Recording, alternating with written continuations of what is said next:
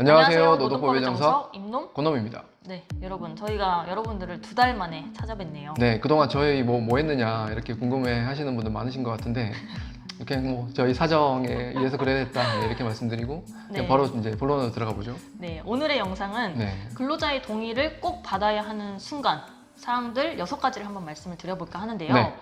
바로 첫 번째로 들어가 보면 보통 이제 근로자들이 사업장에서 일을 할 때 내가 무슨 일을 하는지 어디에서 일하는지 이런 것들을 정하고 들어가잖아요. 그쵸. 그런데 이러한 근무 장소라던가 업무 내용을 사업주가 근로자 동의를 받고 변경을 해야 되는 건가 아니면 임의로 변경을 할 수 있는 건가 네. 이것과 관련한 사항이거든요. 네.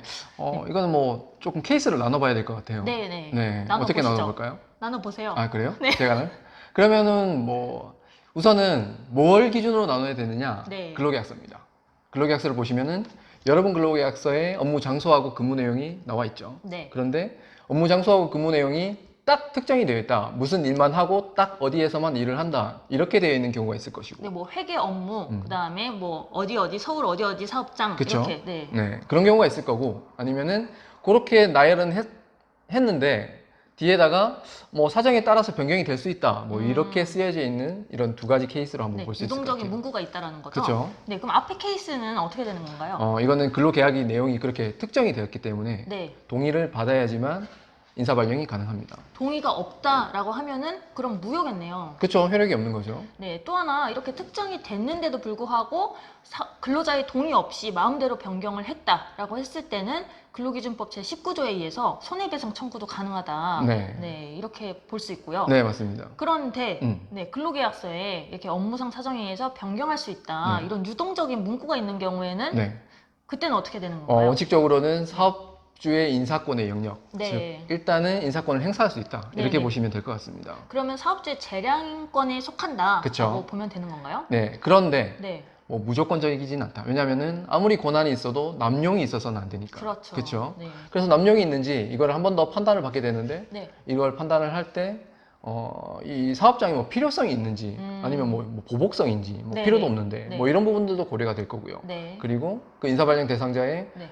불이익이 있는지 네. 어떤 불이익이 있는지 네. 뭐 예를 들면 서울에서 뭐 남해까지 발령을 해버리면 엄청나죠 이게. 그쵸. 애도 있는데 애도 키워야 되는데 키울 사람도 없는데 네. 뭐 이런 부분들 네, 이런 게 고려가 될 겁니다. 네, 이렇게 업무상 필요성과 근로자에게 발생하는 불이익에 대해서 비교 교량을 해서 노동위원회를 통해서 구제가 가능하다라는 거죠. 네, 근데 맞습니다. 구제가 될 수도 있고 안 될 수도 있다 이렇다라는 거죠. 그렇죠. 그거는 뭐 판단을 받아봐야 한다. 네. 네, 이렇게 보시면 될 것 같습니다. 네, 그럼 첫 번째로는 저희가 이제 근무 장소랑 업무 내용을 근로자의 동의를 꼭 받아야 되는 사항인가와 관련해서는 2가지로 구분을 해서 보시면 되겠다라고 그쵸. 이렇게 할 수가 있겠고. 네, 여기서는 네. 근로계약서가 얼마나 중요한지 다시 네. 한번 교훈을 얻고 갑니다.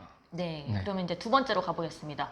2번째로는 임금 삭감에 있어서 근로자의 동의를 꼭 받아야 하는 사항인가와 관련이 되는데요. 그쵸. 임금 삭감이라는 게 케이스가 굉장히 다양할 수 있어요. 뭐 네. 사업장에 그 근로자로 인해서 손해가 발생을 했다든지 아니면 사업장 상황이 굉장히 어려워졌다든지 그쵸. 이런 이유로 네. 연봉을 뭐 삭감을 하려고 한다. 뭐 이런 다양한 케이스가 있겠는데요. 이렇게 임금을 삭감하는 것이 근로자 동의 없이 가능한 일인가요?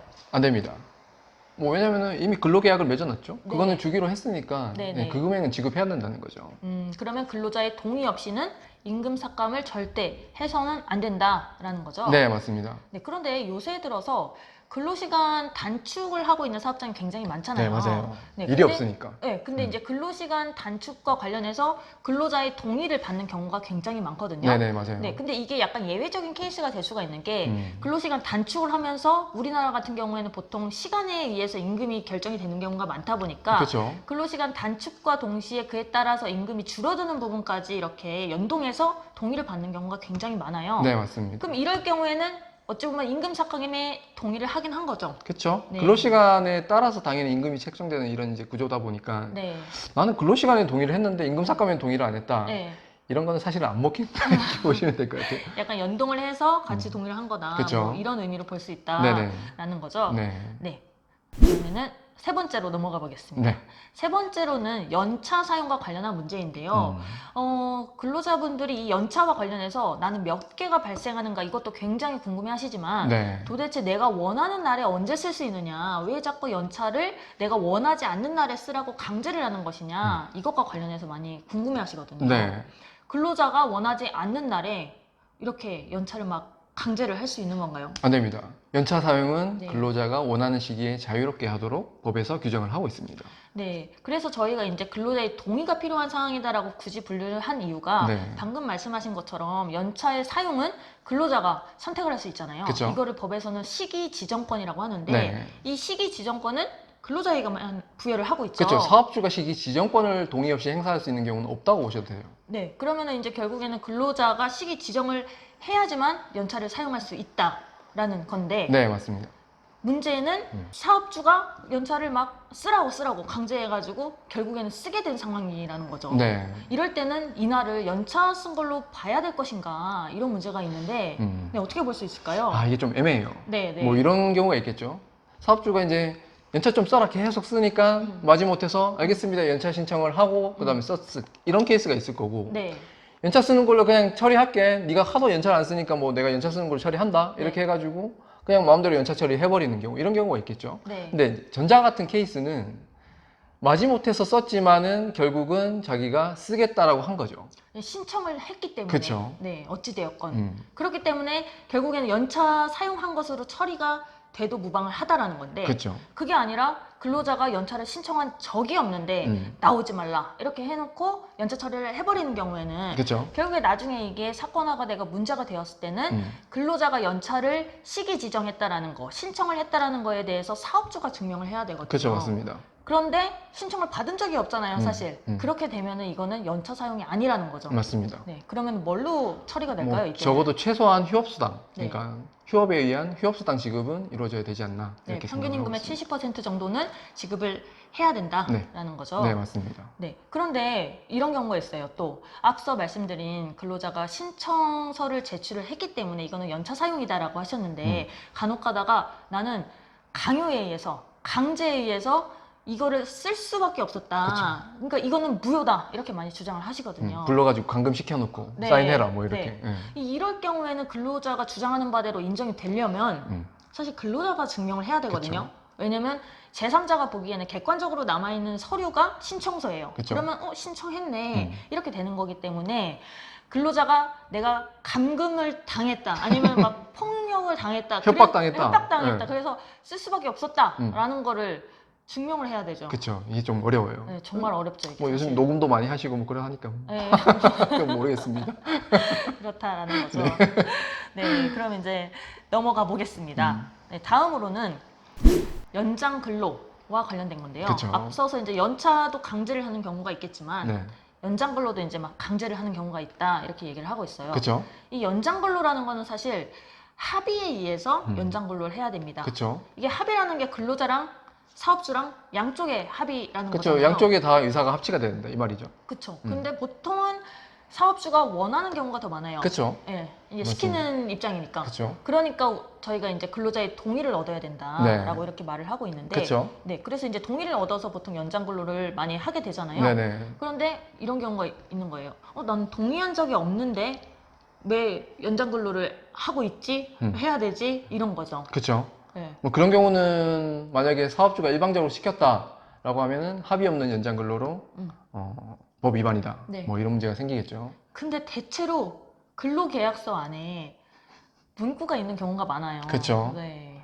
여러분들도 모르는, 네. 내가 모르는 네. 문구가 있어요.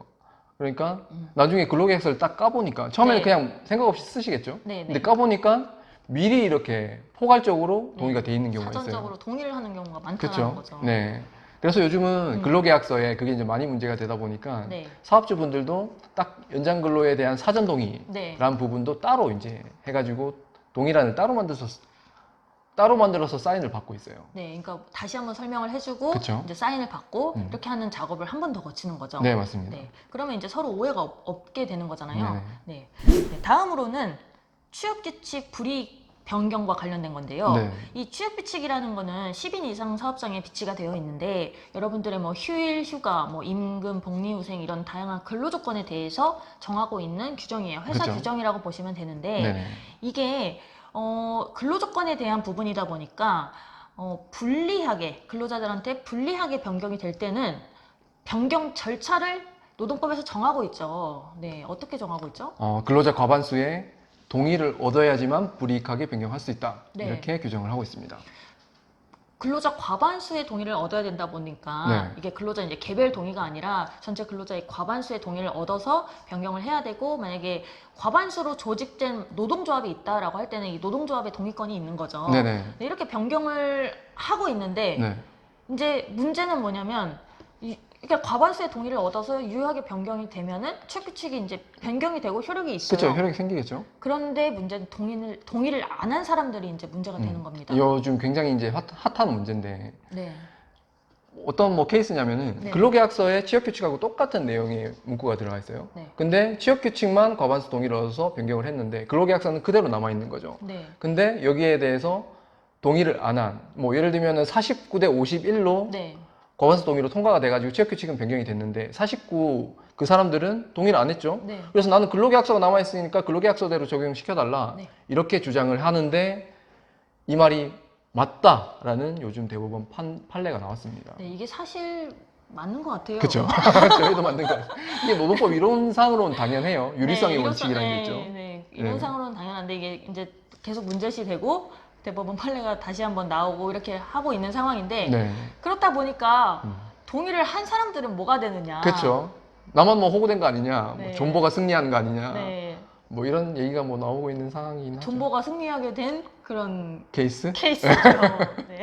네, 마지막으로 6번째는 퇴사 후 금품 청산에 대한 문제인데요. 네. 이게 노동법에서는 그 퇴사를 하게 되면 발생하는 여러 가지 금품이 있잖아요. 그쵸. 임금, 뭐 퇴직금, 각종 수당들이 있을 텐데 네. 이러한 모든 금품을 근로자가 퇴사한 날로부터 14일 이내에 다 청산을 해줘라 네. 이렇게 규정을 하고 있어요. 네네. 이거는 이걸 위반하면은 형사처벌 규정도 하고 있고요. 네, 맞습니다. 네, 그렇다 보니까 이 부분과 관련해서 사업장에서는 또 되게 곤란한 거예요. 왜냐하면 그쵸. 근로자가 막 하루 이렇게 퇴사를 한다라고 하면은 네. 한 달에 한 번 이렇게 회계 처리하기도 바빠 죽겠는데 네. 또 한 명 맞춰서 이렇게 그쵸. 계속 해줘야 되다 보니까 네. 굉장히 막 힘들다 그쵸. 이렇게 고충을 얘기를 하고 있는데 근데 이제 또 근로자 입장에서는 또 얘기가 다르죠. 그쵸. 네. 근로자- 퇴사를 하니까 당장 이제 돈이 필요하고 그쵸. 그러니까 14일 이내에 빨리 좀 받고 싶고 뭐 생활 네. 안정도 시켜야 되고 뭐 네. 이런 측면도 있다 보니까 또 하나 이게 14일이 넘어가게 되면 또 이자를 받을 수 있는 부분도 있잖아요. 그쵸, 네, 맞습니다. 그렇다 보니까 이렇게 입장 차이가 있는데 노동법에서는 뭐라고 정하고 있냐면 네. 근로자의 동의를 얻어서 지급 기일을 연장을 할 수 있다 그쵸. 이렇게 정하고 있어요. 그렇죠. 네. 그래서 꼭 동의를 받으셔야 14일을 넘어서 네. 금품 청산을 할 수 있다. 이렇게 보시면 되겠습니다. 네. 근데 실제로 잘 안 지켜져요, 이게. 왜냐면은 한 달에 한 번씩 임금 지급 기일이 있다 보니까 네. 14일 안 따지고 그냥 퇴사하는 사람들도 그냥 그때 다음 달 월급 그렇죠. 이제 그때 지급하는 지급하는 날에. 경우가 많다 보니까 네. 그런데 엄밀히는 꼭 동의를 받으셔야 된다. 네. 이렇게 보시면 되겠습니다. 네, 이상으로 저희가 6가지 근로자의 동의를 꼭 받아야 하는 사항들 한번 정리를 해봤는데요. 네. 오랜만에 저희가 여러분들 만나 뵙고 네, 이렇게 영상을 한번 올려봤습니다. 여러분 건강하세요. 오늘도 유익한 영상이 되셨기를 바랍니다. 감사합니다. 감사합니다.